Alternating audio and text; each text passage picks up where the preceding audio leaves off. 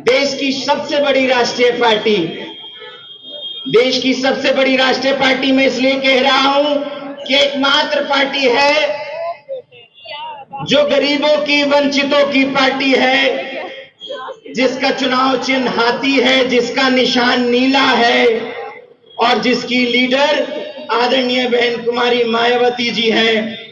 और फक्र होता है दिल्ली प्रदेश में, जो राजधानी का प्रदेश है, उसमें अपनी बात रखते हुए कि हम उस पार्टी से आते हैं जिनकी टक्कर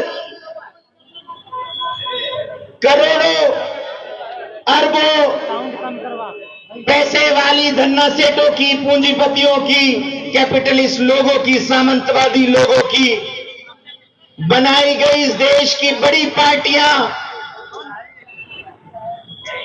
उनसे है। और ऐसे लोगों की टक्कर है कि मेरे सामने जो लोग बैठे हैं, मैं नहीं जानता उनकी जाति क्या है, उनका धर्म क्या है, उनका मजहब क्या है, लेकिन मैं यकीन से कह सकता हूं कि मेरे सामने जो लोग बैठे हैं उनका दर्द एक है, मर्ज एक है, उनकी समस्याएं एक है। वही इस देश के असल मायनों में आम आदमी है। यह वह आम आदमी नहीं है जिनको ठगने के लिए देश में सैकड़ों वर्षों से इन पूंजीपति सामंतवादी लोगों ने हमेशा से जाल बिछाया, छल के माध्यम से हमेशा से सत्ता अपनी बनाए रखी है। वे लोग आम आदमी वह नहीं है। यह वे आम आदमी है जो बाबा साहेब अंबेडकर को मानते हैं, उनकी विचारधारा पर चलते हैं। यह वे आम आदमी है जो आज की परिस्थिति में भी आजादी के बाद रोटी, कपड़ा और मकान की लड़ाई लड़ रहे हैं, जिनको यह नहीं पता था कि आजादी के बाद जो बाबा साहेब ने देश में संविधान दिया, उसके बलबूते पर उन्हें जो अधिकार मिले हैं इस लोकतंत्र में अपनी सत्ता बनाने के, अपनी सरकार बनाने के।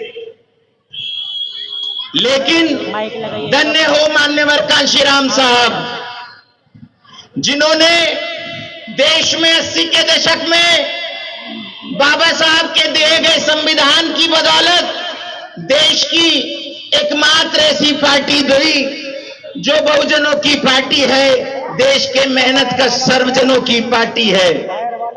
और वह पार्टी, उसको नाम दिया गया बहुजन समाज पार्टी। कुछ ही समय बचा है, लेकिन मैं आपको इस मंच के माध्यम से पूरे देश को, दिल्ली प्रदेश को यह बताना चाहता हूं कि यह वह पार्टी है जिसे 1984 में मान्यवर साहब ने बड़े संघर्षों के साथ गली गली जाकर, साइकिल पर चलकर इन गरीबों के लिए एक प्लेटफॉर्म तैयार किया और आदरणीय बहन जी उनकी शिष्या के रूप में उस पार्टी को बनाने के लिए मौजूद रही। साथियों, मैं जानता हूं दिल्ली प्रदेश में जब हम बहुजन समाज पार्टी की बात करते हैं तो आप लोग सोचते होंगे कि हमारी पार्टी के पास इतना धनबल नहीं है और वर्तमान की परिस्थिति में तो इतना वोट भी नहीं है। लेकिन मैं बताना चाहता हूं आप लोगों को, यह परिस्थिति दिल्ली प्रदेश में पूरे देश के तौर पर कोई नई नहीं है और बहुजन समाज पार्टी का बैनर इस दिल्ली प्रदेश के लिए नया नहीं है। आप लोगों के छोटे छोटे सहयोग से चलकर बहुजन समाज पार्टी ने उत्तर प्रदेश में जैसे 4 बार सरकार बनाई थी, और उसी की तर्ज पर जब इस देश के, इस प्रदेश के गरीब लोग अपने हाथी निशान और बैनर को लेकर आदरणीय बहन जी को लीडर मानकर गली गली दिल्ली प्रदेश में गए तो समस्याएं आई।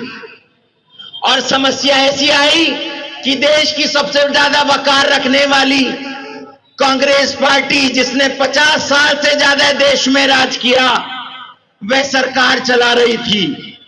और बीजेपी 2-3 बार अपनी सरकार देश में बना चुकी थी।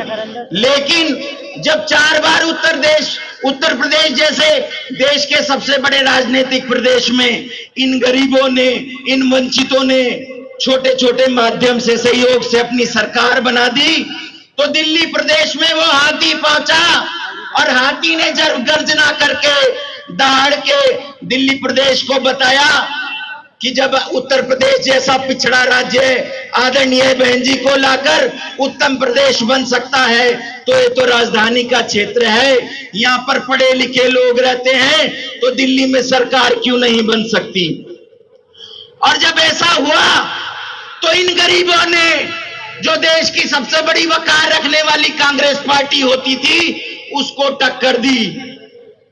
देश में दूसरी बड़ी पार्टी जिसे पूंजीपतियों ने अल्टरनेट के तौर पर एक नए विकल्प के तौर पर तैयार खड़ा कर रखा था कि जब ये पार्टी डूबेगी तो इन गरीबों का वोट कौन लेगा, उस भारतीय जनता पार्टी के सामने चोट करी। और जब चुनाव 2008 में लड़ी तो प्रदेश में, दिल्ली प्रदेश में आपका वोट प्रतिशत आता है लगभग 15%। इन गरीबों की पार्टी को वोट मिलते हैं 15%। ये बात मैं इसलिए नहीं कह रहा हूं कि पुरानी बात है, ये बात मैं इसलिए कह रहा हूं कि लोग गवाह हैं।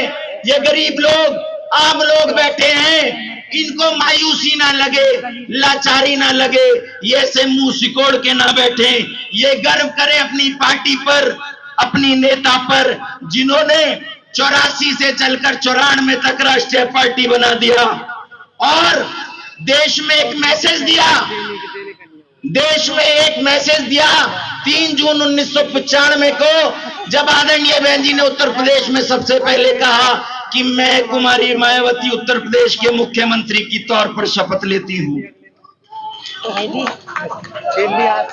हौसला डिगाना नहीं है, हौसला गिराना नहीं है। ये मैं इसलिए बात बता रहा हूं कि जो सबसे बड़ी पार्टी रखने का माद्दा रखते थे, कांग्रेस जैसी पार्टी, जिस दिन बहन जी ने वो शपथ ली उत्तर प्रदेश में, देश के सबसे बड़े राजनीतिक प्रदेश में, उस दिन के बाद से कांग्रेस पार्टी उत्तर प्रदेश जैसे राजनीतिक प्रदेश में कभी वापसी नहीं कर पाई। इन गरीबों का योगदान है इस बात में। उसके बाद दिल्ली में जब यह स्थिति बन रही थी तो लोगों को समझ आ गया कि गरीबों की पार्टी 15% पर पहुंच चुकी है, विधायक बना चुकी है, और ये वही विधायक वाली विधानसभा है जिसमें हमारा हाथी जीत कर सदन में गया था साथियों। और सदन में जब गया था तो उन लोगों को पता चल गया, उन लोगों को जब पता चल गया, उन लोगों ने एक नया विकल्प तैयार करा। उन्हें पता चल गया कि गरीबों ने पूरे देश में, वंचितों ने पूरे देश में यह बता दिया है कि हम सरकार उत्तर प्रदेश में भी बना चुके हैं और दहलीज पर पहुंच गए हैं, राजधानी में भी। ये तो गड़बड़ हो जाएगी। अब मैं आपको जो बात बताने जा रहा हूं वह इतनी मुख्य है जिस पर आपका वोट और भविष्य तय करेगा यह चुनाव। और चुनाव सिर्फ इस बात के लिए नहीं होता कि चुनाव कैसे होगा, कब होगा, कौन जीतेगा, कौन हारेगा। चुनाव इस बात को साबित करता है कि अमीरी चाहे कितनी भी क्यों ना हो जाए, बाबा साहब ने जो वोट दिया है उसमें गरीब खड़ा होके अकेला सड़क पे भी कहतेगा कि मेरी आवाज सुनी जाए, तो लोकतंत्र में उसकी आवाज सुनी जाएगी। साथियों, इस बात को चुनाव बताता है। हमारी माताएं बैठी हैं, बहनें बैठी हैं, ये युवा बैठे हैं जो लाचारी से देखते हैं कि हमारा झंडा तो गरीब है, हमारी पार्टी गरीब है। 3 दिन चुनाव के बचे हैं और इन 3 दिनों में इतना पैसा बटेगा, हमारा बैनर टक्कर कैसे लेगा। मैं दिल्ली की सड़क पर जा रहा था, एक जगह इस कहने वाली आम आदमी पार्टी का प्रचार हो रहा था। उस पार्टी के झंडे बैनर इतने लगे हुए थे कि मेरे बराबर में बैठे एक पदाधिकारी ने कहा कि साहब देखना कैसा हाल है, हम टक्कर लेंगे कैसे। मैंने कहा हम टक्कर ऐसे लेंगे कि हमें इंतजार था कि तूफान लाया जाएगा सामंतियों का, पैसे वालों का, और पूरा धनबल के साथ इन गरीबों को लूटने का प्रयास करा जाएगा। लेकिन एक बात याद रखना, आप साइंटिफिक लोग हैं, तार्किक लोग हैं, आप बाबा साहब के संविधान को मानते हैं, आप ये बात पढ़ लिख कर जानते हैं कि जब तूफान आता है किसी भी प्रकार का, धनबल का तूफान आया, पैसे का तूफान आया, मीडिया ने पैसे के माध्यम से महिमा मंडन किया। मैं इस मीडिया की बात नहीं कर रहा जो 10,000 के फोन से 100 करोड़ आबादी को कैप्चर करने आए हैं। मैं उस मीडिया की बात कर रहा हूं जो अडानी अंबानी के चैनलों से, मीडिया ग्रुप से चलते हैं। तो ऐसे में मैंने उनसे कहा कि जब चुनाव ऐसे इंतजार होता है तो जब तूफान आता है तो तूफान में जरूरी नहीं तूफान में तेजी के चाल के साथ चला ही जाए, क्योंकि तुम बुद्धिमान लोग हो। आदरणीय बहन जी ने तुम्हें तैयार किया है, तो आदरणीय बहन जी ने देखा कि पूरे देश में सबकी चेकिंग होने दो, कौन इन गरीबों का रहनुमा है, कौन इनकी असल पार्टी है। चेकिंग सबकी हुई, कांग्रेस जैसी 50 साल वाली पार्टी की भी हुई, भारतीय जनता पार्टी की भी हो गई। और कैसे हो गई? 15-15 लाख फ्रीबीज की बात आती है, मुफ्तखोरी की। 15-15 लाख का वादा उन्होंने करा था, वो छोड़िए, सैकड़ों वादे हुए, चुनाव दर चुनाव आता गया, बीजेपी केंद्र में आती गई। नहीं आया तो कौन नहीं आया? इस दिल्ली में से मिटा तो कौन मिटा? वो मिटा जो गरीब का हाथी था, वंचित का हाथी था। सबकी चेकिंग हुई, कोई नहीं रुका, सब गिर गए। लेकिन आदरणीय बहन जी तब भी खड़ी थी, आज भी खड़ी है। बीएसपी तब भी खड़ी थी, आज भी खड़ी है। कश्मीर से लेकर कन्याकुमारी तक ये वोटर सपोर्टर तब भी खड़ा था, और आज भी डंके की चोट पर आज हमारे नेशनल कोऑर्डिनेटर आएंगे, वो आज भी कह के जाएंगे कि ये हाथी डिगने वाला नहीं, थकने वाले नहीं, और वोट हमारा, राज तुम्हारा नहीं चलेगा, नहीं चलेगा, और कहकर जाएंगे। और हमने आपको बताया कि भाई तख्त बदल दो, ताज बदल दो, और बेईमानों का राज बदल दो, लेकिन शांति के साथ नहीं। 3 दिन बचे हैं, 2 दिन ही बचे हैं, चुनाव रातों रात पलटा जाता है। इतनी करिश्माई ताकत होती है वोट में, अगर आप समझ गए तो हाथी दिल्ली में दहाड़ेगा। और यकीन मानिए, कांग्रेस ने राज किया, कुछ नहीं मिला, बीजेपी ने राज किया, कुछ नहीं मिला। ये आम आदमी पार्टी वो है कि 3 बार सरकार बनाई। अब आप मुझे बताइए, जब 2013 में आए थे, इसे मुख्य रूप से सुनिए, 2013 में ये आम आदमी पार्टी आई थी, इसने किसको गिराने का काम किया था? किसकी सरकार चल रही थी? 2013 में जब कहा गया आपका वोट तोड़ने के लिए, गरीबों को तोड़ने के लिए, तो पिक्चर तो 2014 में मोदी जी ने रिलीज करी थी पूंजीपतियों की, लेकिन उससे पहले ट्रेलर दिल्ली में दिखाया गया था। किस बात का ट्रेलर? पैसों का ट्रेलर, महिमा मंडन का ट्रेलर। और 2013 में आपके बीच में क्या बात रखी गई थी कि भाई ये तो सामंतवादी व्यवस्था है, हम इसको बदलेंगे, इस कांग्रेस को बदलेंगे। कांग्रेस की सरकार चल रही थी, नहीं चल रही थी? चल रही थी ना कांग्रेस की सरकार। और किस सरकार को बदलने के लिए आम आदमी पार्टी आई थी? आप बताइए, बताइए, सब लोग गवाह हैं। 2013 में किसकी सरकार थी केंद्र में? कांग्रेस की सरकार थी। और हटाने वाले कौन थे? सबसे ज्यादा दिल्ली में कौन चीख रहा था? आम आदमी पार्टी कह रही थी ना कि सरकार ने 2G कर दिया, 3G कर दिया, कोल कर दिया, इतने घोटाले कर दिए, पूरे देश को खोखला कर दिया। तो इस सरकार ने पूरी व्यवस्था को हटाने के लिए काम किया था, और इसलिए पार्टी बनाई गई थी। हो सकता है हमारे गरीब लोग भी भ्रमित हो गए हों। जिसने बीएसपी पे विश्वास किया 15% लोगों ने, उन्होंने भी सोचा कि भाई इतना बड़ा मूवमेंट है और इन पर यकीन कर लिया जाए। और जब यकीन किया तो आज की परिस्थिति में देखिए, इन्होंने 3 बार सरकार बना दी। 2013 में पहली बार इनकी सरकार बनी थी, 2025 चल रहा है। एक बार खुद सोच कर देखिए, पढ़े लिखे लोग हो, कि क्या परिवर्तन आया। आम आदमी पार्टी जिन आम आदमी के लिए बनी थी, उन्होंने आम आदमी के जीवन में क्या परिवर्तन किया, आप सोच के बताइए। कुछ परिवर्तन नहीं किया। एक परिवर्तन हुआ, और वो परिवर्तन है कि तुमने गरीब की पार्टी छीन ली इस दिल्ली प्रदेश में। तुमने वंचित का निवाला छीन लिया जो सरकार के माध्यम से यहां मिलता। तुमने उस मूवमेंट को तोड़ा जिसे गरीब ने छोटे छोटे सहयोग से बनाया। लेकिन मैं कहता हूं, यह कोई बुरी बात नहीं है। जब लोकतंत्र में लड़ाई होनी ही वोट से है, तो उन्होंने झूठ के बलबूते ले ली, हम सच के बलबूते पर लेंगे। और सत्य को परेशान किया जा सकता है, लेकिन यकीन मानिए परेशान नहीं, पराजित नहीं। सत्य को परेशान किया जा सकता है, पराजित नहीं। और आप पराजित नहीं होंगे। आपको पता चल गया कि अपना साथी कौन? हाथी। अपना साथी कौन? अपना झंडा कैसा? नीला। और अपना नेता कौन? आदरणीय बहन कुमारी मायावती जी। चुनाव चल रहा है, मेरी आवाज थोड़ी धीमी पड़ सकती है, लेकिन हाथी की चाल धीमी नहीं पड़नी चाहिए। ये जितने लोग बैठे हैं, हाथी की वोट को आने वाली 5 तारीख को अपने चुनाव चिन्ह हाथी पर डलवाना है। आपके प्रत्याशी लाल सिंह हैं। अब मैं आपको यह बताना चाहता हूं कि आपने सबको देख लिया।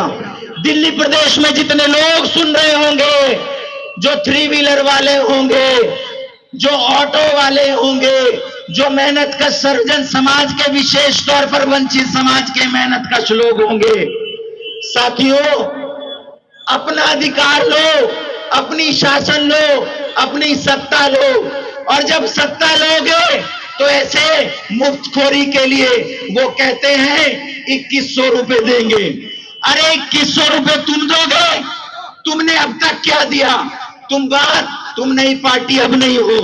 15 साल के बाद, 13 साल के बाद नई पार्टी नहीं हो। आज तुम 3 बार सरकार चला चुके हो। आज तुम 3 बार सरकार चला चुके हो। आप नए नहीं हैं। कांग्रेस पार्टी नई नहीं है। कांग्रेस की तो बात भी दिल्ली में नहीं हो रही। भारतीय जनता पार्टी से यह देश त्राही त्राही कर रहा है। उन्होंने गरीबी को इतना ज्यादा, गरीब को इतना गरीब कर दिया है, और अमीर को इतना अमीर कर दिया है कि गरीब उनकी बात समझ चुका है। अब किसका दोष है कि अगर ये लड़के दिखाएं कि मैं आऊंगा या तू आएगा? जिसको हटाकर ही अपनी सरकार लाए थे, आज आम आदमी को समर्थन कर रही है कांग्रेस जैसी पार्टी। अब आप मानिए कि हमारे जो वंचित लोग हैं, क्या ये इनको पागल समझते हैं? क्या इनको मूर्ख समझते हैं? तुम इनको हटाकर आए और आज तुमने इनसे समझौता कर लिया। इसका मतलब हम तो ऐसे ही रह गए, कभी तुम्हारे पीछे चल दें, कभी इनके पीछे चल दें, कभी उसके पीछे चल दें। मैं कहता हूं, हर चीज एक उदाहरण पेश करती है, और उदाहरण यह है कि गिरकर ही समझ में आता है। आप गिर गए, लेकिन 15% वोट उठ करके वापसी करेगा, इस चुनाव में वापसी करेगा, और दिल्ली में चाहे कैसे भी बनाए अपनी सरकार बनाएगा। और दिल्ली इस देश की राजधानी है, इस देश का केंद्र है। और केंद्र में दिल्ली के लोग पूरे देश के वंचित समाज के लोगों को बता देंगे कि बसपा रुकने वाली नहीं है। कश्मीर से लेकर कन्याकुमारी तक सब रुके, लेकिन बसपा रुकने वाली नहीं है। साथियों, मैं ज्यादा समय नहीं लेते हुए आपसे 2 पंक्तियों के माध्यम से कहना चाहता हूं जो दिल्ली प्रदेश के लिए बहुत महत्वपूर्ण है। और वो महत्वपूर्ण इसलिए है कि आपने कभी किसी को देखा, कभी किसी को देखा। अगर आप अपने पर रहते तो आज ना ये केजरीवाल होते, ना मोदी होते, ना कोई और होते। आदरणीय बहन जी की सरकार होती और गरीबों के लिए रोटी, कपड़ा, मकान, स्वास्थ्य, शिक्षा, रोजगार सब मिल रहा होता। और मुख्य बात यह है, ये जो नौजवान साथी हैं जो 18 वर्ष की आयु पार करते हैं, इनके सामने ये ना रहता कि कोई मुझे 5 या 10 हजार की नौकरी दिलवा दे। वे लोग पढ़ते, 12वीं करते और सरकारी व्यवस्था से जो जिम्मेदारी होती है सरकार की, उसमें इंजीनियर बनते, इंजीनियरिंग की पढ़ाई करते, डॉक्टरी की पढ़ाई करते, डॉक्टर बनते, और तमाम सरकारी नौकरियों के माध्यम से ऐसे स्थिति बदलती जैसे उत्तर प्रदेश में स्थिति बदली। यहाँ पर उत्तर प्रदेश के, हरियाणा प्रदेश के, आसपास के अनेक राज्यों से आने वाले वो गरीब लोग हैं जो से अपने गांवों से निकल कर आए और उन्होंने अपने परिवारों को चलाया, उनको पढ़ाया, और वो लोग जब विकसित होते तो बहुजन समाज पार्टी की सरकार बनती, लेकिन आप लोग उससे छूते रह गए। लेकिन देर आओगे दुरुस्त आओगे।